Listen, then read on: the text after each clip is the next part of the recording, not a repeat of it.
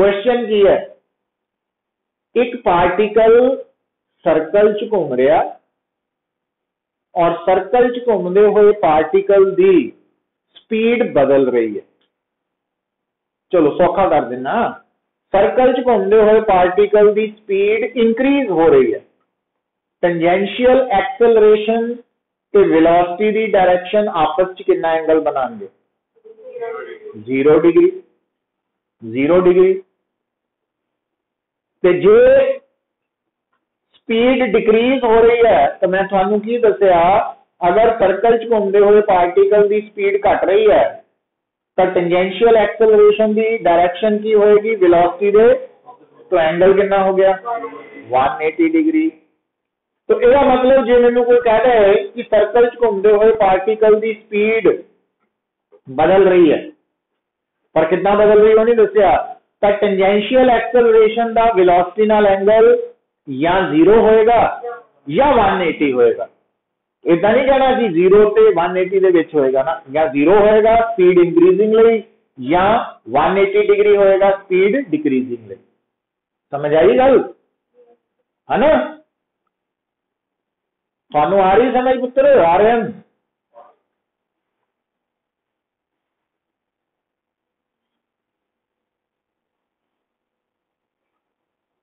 रक्षित, भाव्या,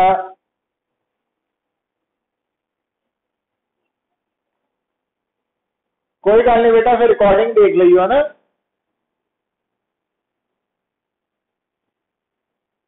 पवनीत,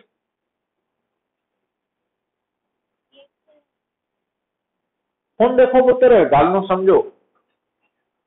हुण अगर मैं इसे डायग्राम च थानू पूछा सेंट्रीपिटल एक्सेलरेशन किस तरफ है, इसे डायग्राम च पूछ रहे हैं, क्या तुसी सेंट्रीपिटल एक्सेलरेशन की डायरेक्शन दस सकते हैं किधर नूं?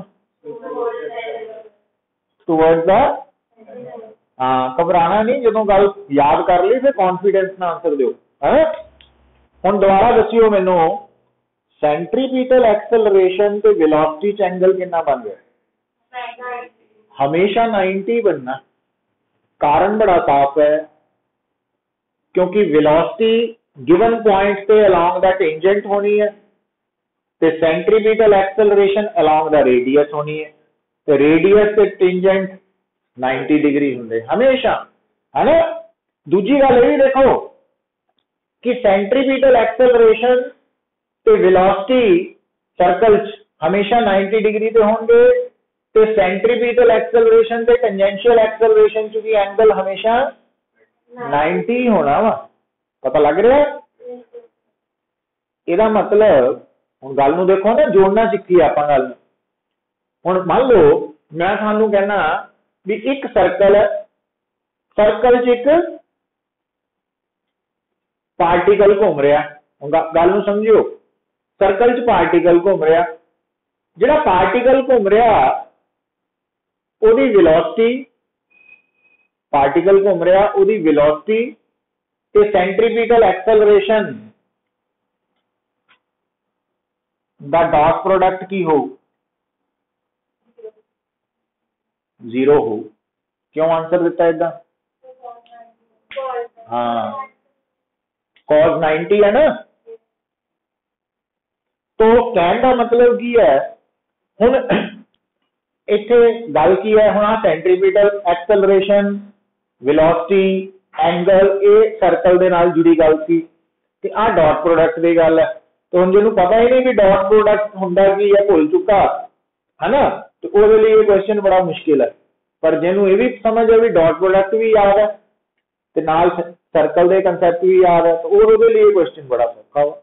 तो मतलब अगले पिछले सारे कंसैप्ट नाल ही चलने। अच्छा, हुण जिद्दां देखो पुत्र, मतलब गल नूं समझो भी आपां नूं चाहिदा की है कंपीटीशन क्लीयर करन लई, वो रिक्वायरमेंट ते काम करना आपां भी सारी इनफॉर्मेशन नाल लैके मैक्सिमम, है ना। जे तो सारी लै सकते हैं फिर तो आप टॉपर बन जाना कंपीटीशन का, वधिया गल ही है। समझे गल नूं कि नहीं? तो जे 90% है तो अकॉर्डिंगली रिजल्ट आएगा, मतलब जिन्नी मैक्सिमम एफर्ट कर सकते हैं उहदे हिसाब नाल करना। ਹੁਣ ਆ देखियो जो मैं थानू कहना कि इस डायग्राम के अकॉर्डिंगली डायग्राम बनी हुई है उतो दसना सौखा काम करता ना स्टेटमेंट तो आ रिजल्ट जड़ा वा एक पॉजिटिव आएगा, जीरो आएगा, नेगेटिव आएगा। मतलब इस डायग्राम के अकॉर्डिंगली वेलोसिटी ते एटी का डॉट प्रोडक्ट पॉजिटिव होएगा, जीरो होएगा कि नेगेटिव होएगा? नेगेटिव होएगा ना, क्यों? हाँ नेगेटिव होएगा है ना। और नेगेटिव नो इदा भी लिख सकता वा भी इस डायग्राम के accordingly B dot AT less than zero है कि इक्वल टू जीरो है कि ग्रेटर देन जीरो है। तो less than zero means negative, तो ये आस्पेक्ट भी पकड़ना। हुण बेटा जदों असी समझ आ रही, तो हुण तक आपां जिहड़ी डिस्कशन कीती है उहदे च तुहानूं की पता लगा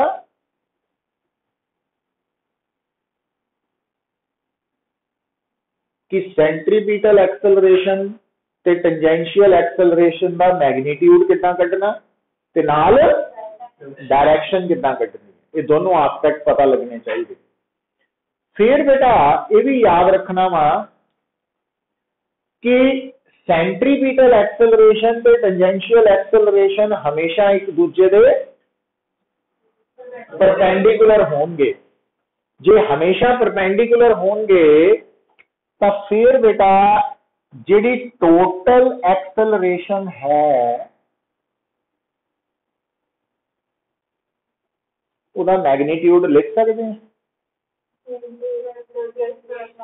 ए is equal to under root A square plus B square plus 2 cos 90 वो जीरो हो गया। समझ आई गल? तो आप इदा भी कह सकते हैं, सुनो पुत्र तुहानू शुरू च की दस्सिया सी कि एटी ते एसी टेंजेंशियल एक्सेलरेशन ते सेंट्रीपिटल एक्सेलरेशन एक्सेलरेशन दे कंपोनेंट्स है, पर ये जिहड़े कंपोनेंट्स है ये आपस च कितना एंगल बना रहे हैं? इसका मतलब एटी और एसी एक्सेलरेशन दे रेक्टेंगुलर कंपोनेंट्स है ना, क्योंकि ये आपस च 90 डिग्री का एंगल बना रहे। अच्छा हुण पुत्र दोबारा आपां गल नूं शुरू करन लगे हां। देखो हुण तक दी जिन्नी आपां डिस्कशन कीती है सर्कुलर मोशन दे बारे, ਉਹਦੇ ਵਿੱਚ ਤੁਸੀਂ ਕੀ ਸਮਝਿਆ?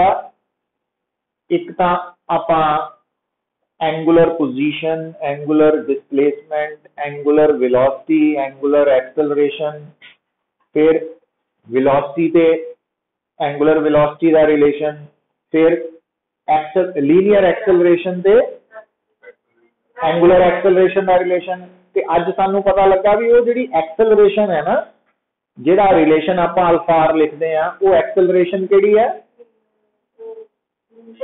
टेंजेंशियल एक्सेलरेशन है वो टोटल एक्सेलरेशन नहीं है।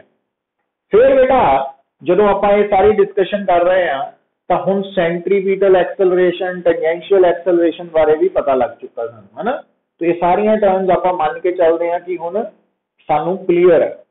तो हुण पुत्र हेडिंग लिखो टाइप्स ऑफ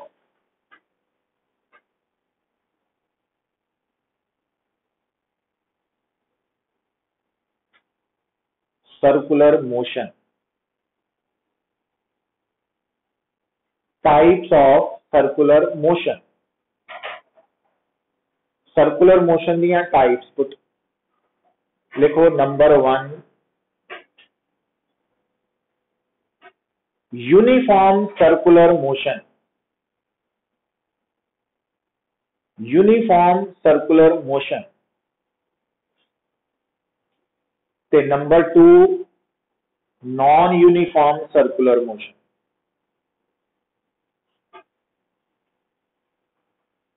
हुण पुत्र आ गल नूं समझना बड़ा जरूरी है। देखो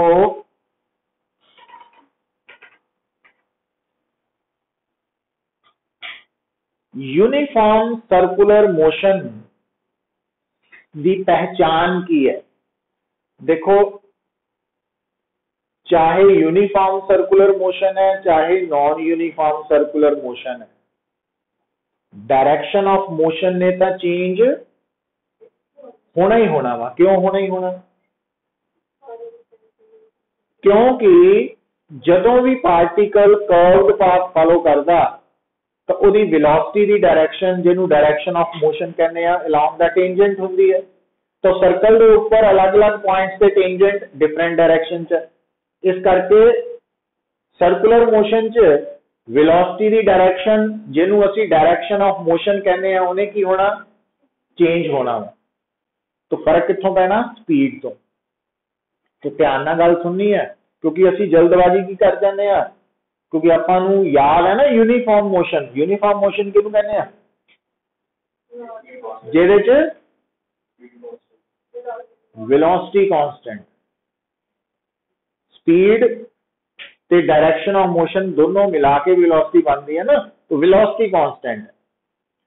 पर यूनिफॉर्म सर्कुलर मोशन की गल हो रही है। हम यूनिफॉर्म सर्कुलर मोशन का मतलब है स्पीड कांस्टेंट।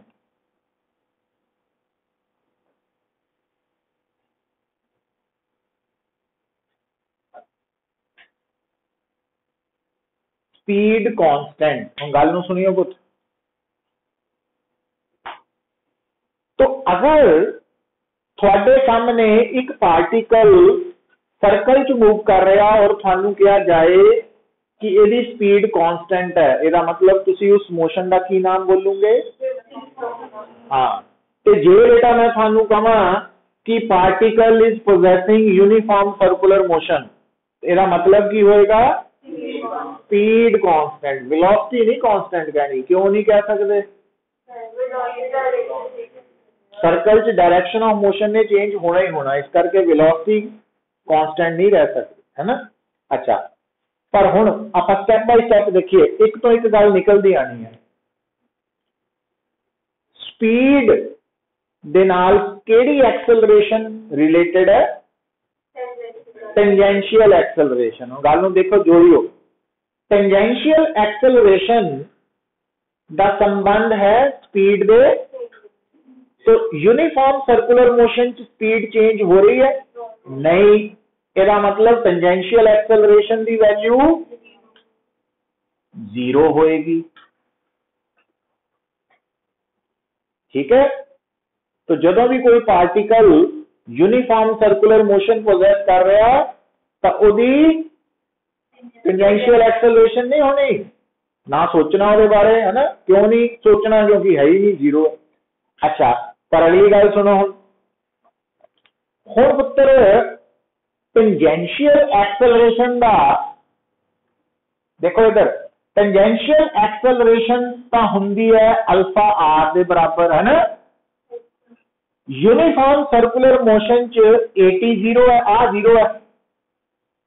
हुण अगर लेफ्ट साइड 0 है, रेडियस तो सर्कल का 0 हो नहीं सकता, क्योंकि जो 0 हो गया फिर सर्कल का रह गया। इसका मतलब फिर अल्फा 0 होएगा कि नहीं? अल्फा कौन है? इसका मतलब यूनिफॉर्म सर्कुलर मोशन च ना तो टेंजेंशियल एक्सेलरेशन होनी, ना ही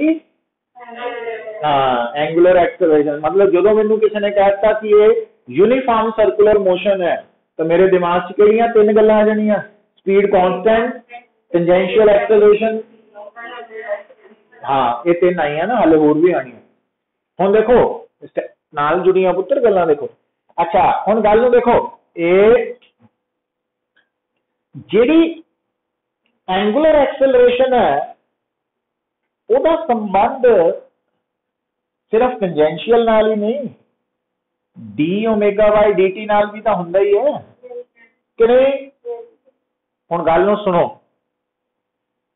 यूनिफॉर्म सर्कुलर मोशन च अल्फा की है? 0। जे अल्फा 0 है तो इसका मतलब डी ओमेगा बाय dt की है? 0। हुण आ कौन है? Angular velocity. है ना।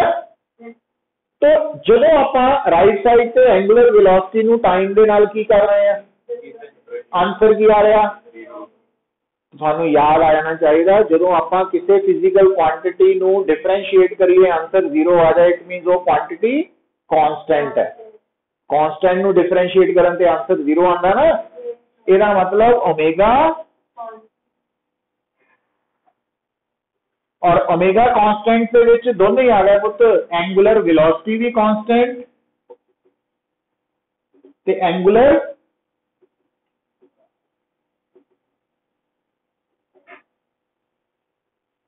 स्पीड भी कांस्टेंट।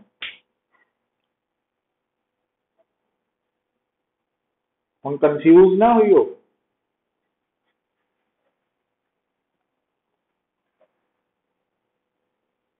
यूनिफॉर्म सर्कुलर मोशन च बेटा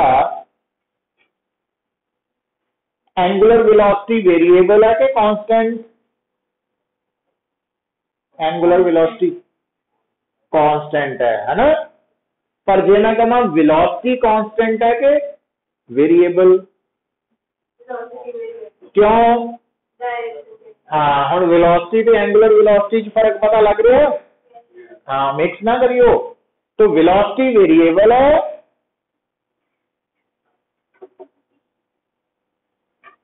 क्यों वेरिएबल है? क्योंकि डायरेक्शन ऑफ मोशन वेरिएबल है।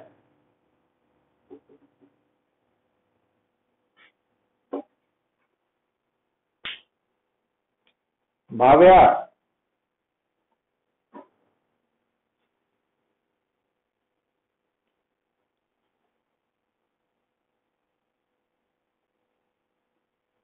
पवनीत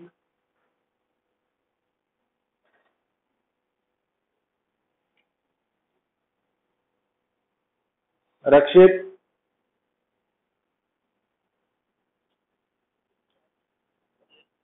समझ आ रही है? तो यूनिफॉर्म सर्कुलर मोशन च स्पीड की है tangential acceleration, angular acceleration, angular velocity, angular speed, velocity, direction of motion variable है। तो हुण अगर मैं पूछा सेंट्रीपिटल एक्सेलरेशन होएगी कि नहीं होएगी? सेंट्रीपिटल एक्सेलरेशन का संबंध किहदे नाल है, किहदे नाल कंसर्न है?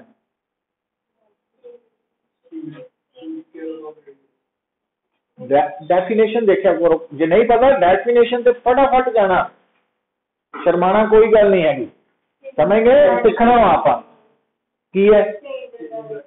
तो हुण जवाब दियो कि जी डायरेक्शन ऑफ मोशन है वो चेंज हो रही है, तो सेंट्रीपिटल एक्सेलरेशन होएगी, है ना। ਇਹਦਾ मतलब यूनिफॉर्म सर्कुलर मोशन च सेंट्रीपिटल एक्सेलरेशन 0 नहीं है। समझ आई गल? क्लियर? अच्छा, टोटल एक्सेलरेशन की होंगी पुत्र तो टेंजेंशियल की है। ਇਹਦਾ मतलब यूनिफॉर्म सर्कुलर मोशन की टोटल एक्सेलरेशन सेंट्रीपिटल एक्सेलरेशन के बराबर है। ठीक है, समझ आई गल? हुण अगर मैं थानू कहां, ध्यान दियो पुत्र, अगर मैं थानू बोला कि सेंट्रीपिटल एक्सेलरेशन ते वेलोसिटी च एंगल कितना हुंदा? हमेशा 90 हुंदा, हमेशा, ऑलवेज, हर सिचुएशन। पर जे मैं कहां यूनिफॉर्म सर्कुलर मोशन हो रहा, यूनिफॉर्म सर्कुलर मोशन एक्सेलरेशन ते वेलोसिटी च एंगल कितना होएगा? एक्सेलरेशन ते वेलोसिटी च एंगल 90। क्यों? क्योंकि यूनिफॉर्म सर्कुलर मोशन एक्सेलरेशन ते सेंट्रीपिटल एक्सेलरेशन इक्वल है, बराबर है। समझ आई गल? तो 90 होएगा सिर्फ यूनिफॉर्म सर्कुलर मोशन, पूरा नाम बोलना तो यूनिफॉर्म सर्कुलर मोशन च एक्सेलरेशन और वेलोसिटी च कितना एंगल होएगा? हाँ, जबकि सेंट्रीपिटल एक्सेलरेशन ते वेलोसिटी च दा एंगल हमेशा ही हाँ कोई भी किसी भी तरह का सर्कुलर मोशन हो ओदा फर्क नहीं पैंदा। क्लियर है कंसेप्ट? फिर बेटा दोबारा देखो उन गल जेड़ा थोड़ा सर्कल है ना, अगर आप ड्रॉ कर दईए और ड्रॉ करने तो बाद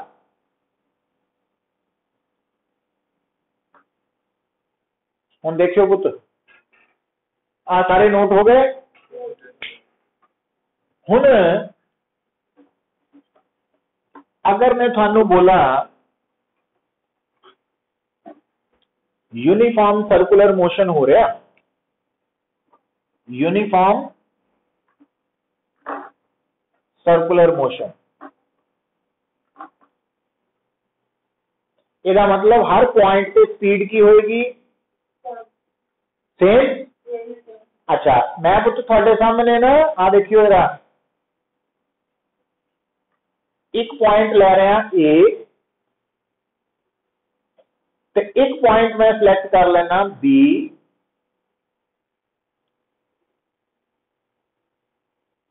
क्या तुसी ए पॉइंट पे वेलोसिटी दी डायरेक्शन शो कर सकते हैं? आ करती है ना। क्या तुसी बी पॉइंट पे वेलोसिटी दी डायरेक्शन शो कर सकते हैं?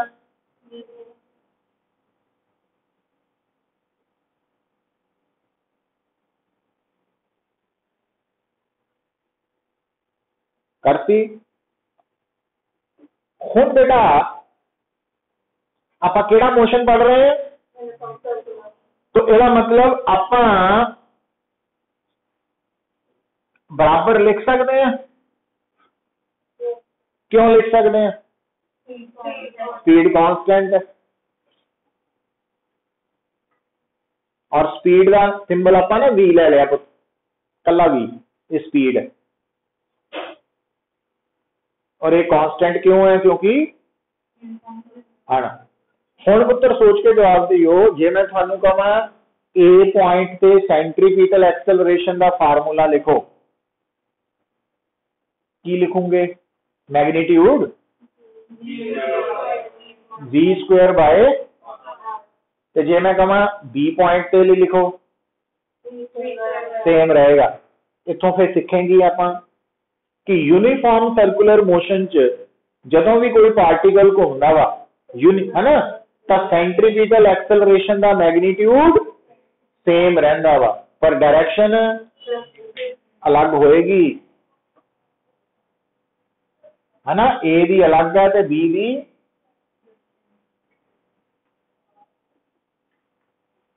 अलग होएगी। तो इस करके आप क्या कह सकते हैं पुत्र, गल सुनियो, क्या आप कह सकते हैं कि यूनिफॉर्म सर्कुलर मोशन च सेंट्रीपिटल एक्सेलरेशन कांस्टेंट है? क्यों नहीं कह सकते? हाँ कोई भी वेक्टर क्वांटिटी बारे कमेंट जो आप कहना ना भी कांस्टेंट है, कदों कहना सोच समझ के जो मैग्नीट्यूड और डायरेक्शन दोनों च कोई फर्क ना पे, जे एक च भी पै रहा फिर नहीं कहना कांस्टेंट। अच्छा हुण अगली गल सुनो पुत्र, यूनिफॉर्म सर्कुलर मोशन की टोटल एक्सेलरेशन के बराबर है? अगर सेंट्रीपिटल एक्सेलरेशन नॉन यूनिफॉर्म है, कांस्टेंट नहीं है, वेरिएबल है, तो इसका मतलब फिर टोटल एक्सेलरेशन भी, तो जिस मोशन की एक्सेलरेशन वेरिएबल होंगी है उन्होंने की कहते हैं? Non uniformly. इसका मतलब यूनिफॉर्म सर्कुलर मोशन का भी एग्जांपल है, लिख लो।